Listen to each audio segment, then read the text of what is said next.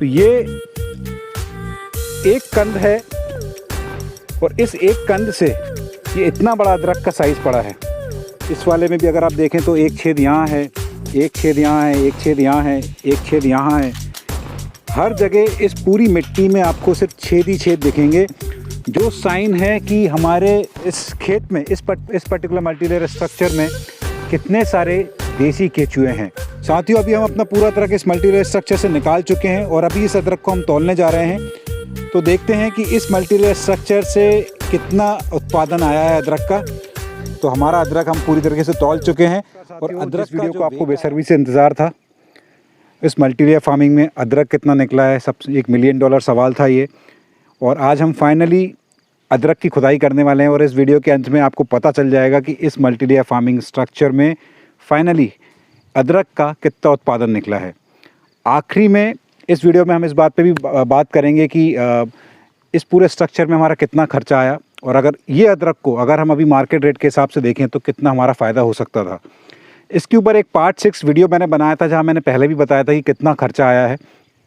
तो इस वीडियो में आपको पूरी डिटेल जानकारी मिलने वाली है कि अदरक की खुदाई किस तरह से करनी है, अदरक में पानी कब बंद करना है और क्या साइन है कि अदरक पूरी तरीके से मैच्योर हो गया है। तो आगे इस वीडियो में आप देखेंगे कि अदरक की खुदाई हम किस तरह से कर रहे हैं और कंद का साइज़ वो कैसा है। तो यहाँ सबसे ज़रूरी बात ये जानना ज़रूरी है कि अदरक में पानी कब बंद करना है। और इसके पहले इसका जो पिछला वाला पार्ट था मैंने उसमें भी आपको बताया था। तो उसका एक साइन ये है कि अदरक की पत्तियाँ जब ऊपर से पीली पड़नी चालू हो जाएँ तो उस समय आपको पानी बंद कर देना चाहिए। लेकिन अदरक की खुदाई कब करनी है और ये कैसे पता चलेगा कि अदरक पूरी तरीके से मैच्योर हो गया है, तो उसके लिए आपको ये ध्यान देना कि अदरक की पत्तियां जो हैं उस तरीके से पूरी सूख जानी चाहिए। आप ये देख सकते हैं आपके खेत में जब अदरक की पत्तियां ऊपर से इस तरह से ड्राई आउट हो जाएंगी, अपने आप टूट जाएंगी, तो इसका मतलब है कि अदरक 100% मैच्योर हो गया है और आप उसको अगली फसल के लिए या अपने सीड्स के लिए आप उसको यूज़ कर सकते हैं। तो मैं यहाँ आपको दिखाऊँगा कि अदरक कि जब हम खुदाई करते हैं तो क्या बातों को आपको ध्यान रखना ज़रूरी है। बिकॉज़ अगर आपने थोड़ी भी गलती की तो अदरक का जो कंद है उसको नुकसान पहुंच सकता है। तो आप देख सकते हैं मेरे आगे साथी जो हैं अदरक की इस समय खुदाई कर रहे हैं। साथियों, जो मैं आपको यहाँ बात बताने वाला हूँ कि अदरक की खुदाई किस तरह से करनी है, उसका सही तरीका क्या है। तो आप एक मिनट जसवंत, ये आप देख सकते हैं कि यहाँ जो है, एक मिनट आइए आप, ये जो है आप देखिए ये थोड़ी नीचे से ये गेंती मार रहे हैं ताकि अदरक के कंद को नुकसान ना हो। तो इस पूरी गहराई से ये गेंती यहाँ मार रहे हैं, इधर फिर यहाँ से भी मारेंगे सो दैट अदरक का पूरा कंद बिना किसी नुकसान के वो बाहर आ जाएगा। तो थोड़ा आप प्लीज़ करके दिखाइए हमारे व्यूअर्स को। ये देखिए, तो ये पूरा अदरक इस तरह से बाहर आ गया है। यहाँ भी आपको दिख रहे हैं कंद, तो यहाँ भी उन्होंने थोड़ी और गहराई ली और इस तरीके से अदरक की आपको खुदाई करनी है। पूरा अदरक का जो कंद है आप देख सकते हैं पूरा बाहर आ गया है। बस आपको इसकी मिट्टी निकालनी है और उसको कहीं छाँव में आपको स्टोर करके रखना है। मिट्टी की बात कर रहा हूँ तो एक बहुत ही खूबसूरत चीज़ मैं आपको दिखाने जा रहा हूँ। आप ये देखिए, जब हम मिट्टी की खुदाई कर रहे हैं तो अगर आप ये छेद देख पा रहे हो इस मिट्टी के डीमे में, आई एम नॉट श्योर कि इस वीडियो में आपको कितना क्लैरिटी आपको दिख रहा है, बट ये छेद आप देखिए, यहाँ एक छेद है, यहाँ एक छेद है, यहाँ इतने सारे छेद हैं। इसमें भी अगर आप देखें तो ये आपको एक छेद यहाँ दिख रहा होगा।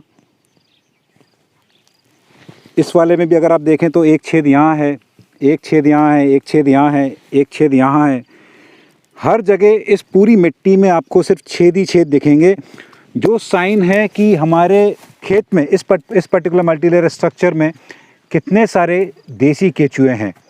तो आप खुद सोचिए, जब ये देसी केचुए इस तरह से मिट्टी में छेद करेंगे तो उसके कितने सुखद परिणाम आपको आगे देखने मिलेंगे। जो बारिश का पानी है, जब भी बारिश होगी तो इन छेद के माध्यम से वो बारिश का पानी हमारे ग्राउंड वाटर रिचार्ज को करने में हेल्प करेगा, वाटर जो लेवल है उसको बढ़ाने में हेल्प करेगा।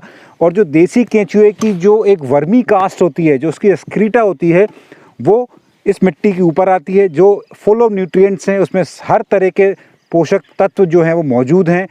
तो ये प्राकृतिक खेती का कमाल है कि हमारे खेत में इतने सारे देसी केंचुए लाइव हो जाते हैं, जो पहले कभी केमिकल खेती में डोरमेंट रहते थे, और आज वही केंचुए हमारे इस खेती में हमारे सहायक हैं। तो बाहर से केंचुए लाने की ज़रूरत नहीं है। जो वर्मी कंपोस्ट आप बनाते हैं, बाहर से केंचुए लाते हैं, उसकी ज़रूरत नहीं है। आपके खेत में इतने केंचुए ऑलरेडी अवेलेबल हैं। आपको करना क्या है कि उनकी जो डोरमेंसी है, उनके डोरमेंट स्टेट से उनको बाहर ला के उनको लाइव करना है और बाकी सारा काप आप उन केंचुओं पे छोड़ दीजिए। आपने खुद देखा है कि इतने सारे छेद हमारी इस मिट्टी में हैं, फुल ऑफ न्यूट्रिएंट्स से भरपूर है ये मिट्टी। और कहीं ना कहीं इस केंचुओं का कमाल है कि अदरक का जो साइज़ है वो इस तरह से पड़ा है। ये देखिए आप, अदरक का जो साइज़ है वो किस तरह से पड़ा है। तो ये एक कंद है और इस एक कंद से ये इतना बड़ा अदरक का साइज़ पड़ा है। इसमें भी अगर आपको दूसरा भी आपको दिखाऊं तो यहाँ हमने ये हमारा पुराना वाला अदरक था वो ये है, और इस एक अदरक से ये आप देख सकते हैं साइज़ कितना बड़ा साइज़ पड़ा है। और ऐसा एक ही नहीं है, ये सारे आप इसको आपको इस ट्रे में आपको दिख रहे होंगे, ये आप देख सकते हैं अदरक का साइज़ बहुत ही अच्छा साइज़ है। मेरी उम्मीद से भी ज़्यादा है अदरक का ये उत्पादन। और इसलिए मैं ज़्यादा खुश हूँ क्योंकि मैं पहले भी दो बार मैं अदरक कर चुका हूँ और दोनों बार में फ़ेल हो चुका हूँ। तो ये मेरा थर्ड अटैम्प्ट है और इस थर्ड अटैम्प्ट में ये सक्सेस हमको मिली है। तो आगे इस पूरी खुदाई होने के बाद इस अदरक को हम तौलने वाले हैं और फिर आपको मैं बताने वाला हूँ कि इस पूरे स्ट्रक्चर में हमारा अदरक का उत्पादन कितना निकला है। इसके अलावा जो मेरे साथी मल्टीलेयर फार्मिंग का स्ट्रक्चर इस साल खड़ा करने जा रहे हैं, इस मल्टीलेयर स्ट्रक्चर में अदरक लगाना चाह रहे हैं, उनको मैं यही एडवाइस करूँगा कि इस मल्टीलेयर सीरीज़ के जो पार्ट 1 से लेके और आज जो पार्ट 11 है आप अच्छी तरीके से देखें। बिकॉज़ अगर आप उसको सारे मेथड्स को आप रिलीजियसली फॉलो करते हैं तो आपको जो सक्सेस रेशियो जो आपका है वो कई गुना बढ़ जाएगा। तो ये एक्सपीरियंस से ही आप कुछ चीज़ें सीख सकते हैं। तो मेरी कोशिश वही रही थी कि ये सीरीज़ इसलिए मैं आपको बनाऊं ताकि जो मैं पहले 2 बार जब अदरक लगाया था मेरे से जो गलतियां हुई थी वो गलतियां आपसे रिपीट ना हो, और क्या चीज़ें हमने इसमें अच्छी की हैं। जैसे कि अदरक पे समय समय पे मिट्टी चढ़ाना है, स्प्रे शेड्यूल को आपको फॉलो करना है, बिकॉज़ बैक्टीरियल विल्ट करके जो रोग लगता है उससे आपके उत्पादन पर एक नेगेटिव असर भी उसमें हो सकता है। तो आपको समय समय पर मिट्टी चढ़ानी है, आपको इसमें स्प्रे शेड्यूल फॉलो करना है, नमी बराबर इसमें मेंटेन करके रखनी है। ये सारी चीज़ें अगर आप करेंगे तो इसमें कोई शक नहीं है कि आप सफल ना हो। तो आइए आगे मैं आपको दिखाता हूँ कि अदरक का उत्पादन कितना हुआ है। फाइनली हम इसको तौलने वाले हैं और उसके बाद एक फ़ाइनल कंक्लूजन हम ये निकालने वाले हैं कि इस मल्टीलेयर स्ट्रक्चर में कितना प्रॉफिट है। साथियों, अभी हम अपना पूरा अदरक इस मल्टीलेयर स्ट्रक्चर से निकाल चुके हैं और अभी इस अदरक को हम तौलने जा रहे हैं। तो देखते हैं कि इस मल्टीलेयर स्ट्रक्चर से कितना उत्पादन आया है अदरक का। तो पहले ही हम क्रेट अभी हम तौलने जा रहे हैं।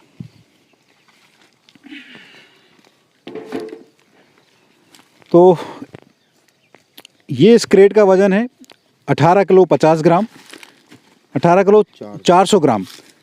तो आखिरी में मैं आपको बताता हूँ कि कितना अदरक अभी हमने इस मॉडल से निकाला है। तो जिस चीज़ का आपको बेसब्री से इंतज़ार था कि हमारे मल्टीलेयर फार्मिंग के स्ट्रक्चर में अदरक का उत्पादन कितना आया है, तो हमारा अदरक हम पूरी तरीके से तौल चुके हैं और अदरक का जो वेट आया है वो 3 कुंटल 10 किलो आया है। तो करीब 6 गुना अदरक इसमें निकला है। मैं उम्मीद कर रहा था शायद कि 8 गुना कम से कम निकलना चाहिए जिस तरह का अदरक का कंद का साइज़ था। तो मैं उम्मीद कर रहा था कि करीब 400 किलो के आसपास निकलेगा, लेकिन मेरी उम्मीद से शायद थोड़ा कम निकला है ये। तो 3 कुंटल 10 किलो अदरक इसमें निकला है। आई थिंक फिर भी ये बुरा नहीं है, बिकॉज़ मैं पहले भी 2 बार अदरक लगा चुका हूँ और दोनों बार जैसे मैंने बताया फ़ेल हो चुका था। और इस मल्टीलेयर स्ट्रक्चर को मैंने पहली बार किया है, तो उसके हिसाब से I think this is a decent figure की 3 कुंटल 10 किलो जो है। और एक पार्ट 6 मैंने एक वीडियो बनाया था जिसमें मैंने बात की थी कि इसमें अभी तक का खर्चा कितना हुआ है। तो करीब हमारा 14 से 15 हज़ार का इसमें खर्चा हुआ है। और ओवरऑल अगर मैं देखूं तो देखिए हर जगह रेट्स पे डिपेंड करता है कि आप बांस कितने का ख़रीद रहे हैं, आप धनिया कितने का बेच रहे हैं। लॉकडाउन में धनिया में बेच नहीं पाया। खीरा कितने का बेच रहे हैं आप, करेला कितने का बेच रहे हैं। क्या आप डायरेक्ट कंज्यूमर्स को दे रहे हैं तो आपको रेट ज़्यादा अच्छा मिलेगा, या आप मंडी में बेच रहे हैं, कहीं ना कहीं में आप मिडिल मैन इन्वॉल्व हैं, तो वो रेट भी कई हद तक आपके ऊपर नीचे हो सकते हैं। जैसे कि अभी अदरक का अभी का रेट की बात करूं, अगर मंडी में अगर आप जाएंगे तो 20 रुपये किलो के आसपास रेट है, जो काफ़ी कम है। और यही अगर आप अदरक डायरेक्ट कंज्यूमर्स को देंगे तो आपको रेट ज़्यादा मिलेंगे। यही अगर अदरक आप बीज के तौर पे किसानों को देंगे तो आपको रेट ज़्यादा मिलेंगे। तो ये जो कैलकुलेशन है, ये कैलकुलेशन कई तरीके के हो सकते हैं, बट ओवरऑल आई थिंक ये ठीक ठाक है। मतलब इसमें आप प्रॉफिट बिल्कुल आप इसमें कमा सकते हैं। और इसमें अगर मैं चैलेंजेस की बात करूं तो जो चैलेंज मैंने एक फेस किया था कि चैलेंज के हिसाब से तो नहीं, बट एक प्रॉब्लम मैंने इसमें देखी थी कि मेरे जो खीरे थे उसमें फ्लावर्स ड्रॉप्स की प्रॉब्लम थी। तो कहीं ना कहीं मुझे लग रहा था कि वो पॉलिनेशन का थोड़ा सा प्रॉब्लम था इसमें। Other than this as such कोई और प्रॉब्लम मैंने इसमें फेस नहीं की है। बैक्टीरियल विल्ट एक रोग था जो मैंने अपने रेगुलर स्प्रे शेड्यूल से सब सॉइल जो मिट्टी है 3 फीट से 4 फीट की गहराई की और जीवामृत और खट्टी छाछ को मिला के हमने स्प्रे किया रेगुलरली, तो बैक्टीरिया विल्ट का जो रोग था हमने उसको कंट्रोल कर लिया। समय समय पर हमने मिट्टी चढ़ाई, समय समय पर हमने स्प्रे शेड्यूल फॉलो किया, प्रॉपर मॉइस्चर हमने मेंटेन किया इसमें। तो ये कुछ इंपॉर्टेंट पॉइंट्स हैं जो आपको ध्यान में रखने चाहिए। और अगर आप मल्टी लेयर फार्मिंग का स्ट्रक्चर फरवरी और मार्च में अगर आप शुरू करने जा रहे हैं तो मेरा आपको ये एडवाइस रहेगा हमेशा की तरह कि छोटे से स्तर से आप शुरू करें, बड़े स्तर पे बिल्कुल ना करें अगर आपको एक्सपीरियंस नहीं है तो, क्योंकि बड़े स्तर पे आपको नुकसान ज़्यादा हो सकता है। छोटे स्तर से आप करेंगे तो कुछ ना कुछ आपको सीखने मिलेगा और फिर उसको आप बड़े स्तर पे आप इसको लेके जा सकते हैं। इस अदरक को हम 1 महीने बाद लगाएंगे, बिकॉज जिस जगह हमको ये स्ट्रक्चर लगाना है वहाँ इस समय मेरी मसूर की क्रॉप है और उसको हार्वेस्ट होने में कम से कम अभी 1 महीने का समय है। तो 1 महीने तक तो हम ये स्ट्रक्चर खड़ा नहीं कर पाएंगे, तो इस बार मैं शायद थोड़ा लेट हो सकता हूँ। तो ये भी एक ज़रूरी है कि टाइमिंग बहुत इंपॉर्टेंट है मल्टी लेयर फार्मिंग के स्ट्रक्चर में। तो 1 महीने तक इस अदरक को हम छाँव में रखने वाले हैं। बट इसका एक और तरीका है, अगर आपको अदरक को स्टोर करना है बीज के तौर पे तो आप एक गड्ढा करके छाँव में एक गड्ढा करिए, उस गड्ढे के चारों तरफ आप गोबर का लेप लगा दीजिए, उसमें ये अदरक को डालिए, उसके ऊपर मिट्टी डाल दीजिए। आपको ये ध्यान रखना है कि इसमें धूप नहीं लगनी चाहिए, इसमें पानी नहीं लगना चाहिए। तो ये एक तरीका है जिससे आप अदरक को स्टोर करके रख सकते हैं। तो साथियों, उम्मीद है आपको ये पूरी पार्ट 1 से लेके आज जो लास्ट वीडियो है इस सीरीज़ का, ये पूरी सीरीज़ आपको पसंद आई होगी। कहीं ना कहीं आपके लिए ये एक उपयोगी रही होगी सीरीज़ कि मल्टी लेयर फार्मिंग स्ट्रक्चर को किस तरह से खड़ा करना है और एंटायर प्रोसेस ऑफ 8 से 9 मंथ्स का जो प्रोसेस है इसमें क्या क्या चीज़ें आपको ध्यान में रखनी है। ये सीरीज़ को देखने के बाद आपको काफ़ी कुछ समझ में आ गया होगा। और इस सीरीज़ के वजह से आप लोगों ने जिस तरह से मुझे आपका प्यार दिया है, आपका आशीर्वाद दिया है, मैं तहे दिल से आपका शुक्रगुजार हूँ। And I really thank you from the bottom of my heart कि बिकॉज मैंने सच में एक्सपेक्ट नहीं किया था कि इतना ज़्यादा प्यार मुझे मिलेगा आप लोगों से। सो इसी तरीके से आप अपना प्यार और आशीर्वाद बनाए रखिए। मैं आगे भी आपके लिए इस तरह के वीडियोज़ में लेते आता रहूँगा। इसी नोट पे मैं आपसे विदा लेना चाहूँगा। बहुत बहुत धन्यवाद।